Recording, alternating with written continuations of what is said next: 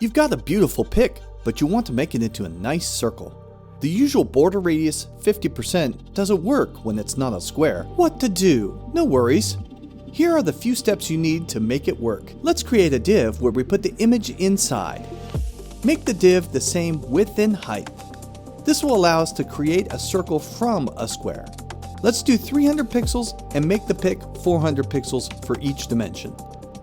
A new property we have, which is the special sauce for helping to create the frame for whichever pic you choose, is called overflow, and we will use the value of hidden.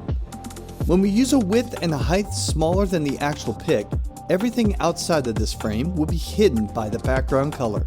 That is just way too cool. Now, put the border radius at 50%. We've got the perfect circle.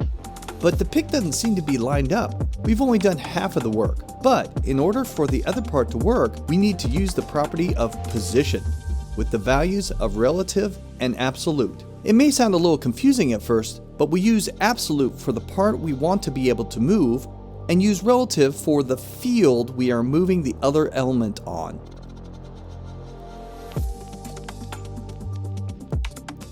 It's in the field now, but we need to center it with a different method. Notice when I just put a pic on the window and it automatically lines up to the upper left corner.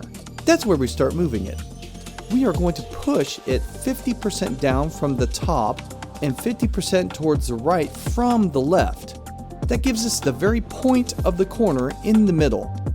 Now we push it back to the center with the property transform and put in the value of translate with -50% and -50%. That perfectly puts the image in the very center of the frame.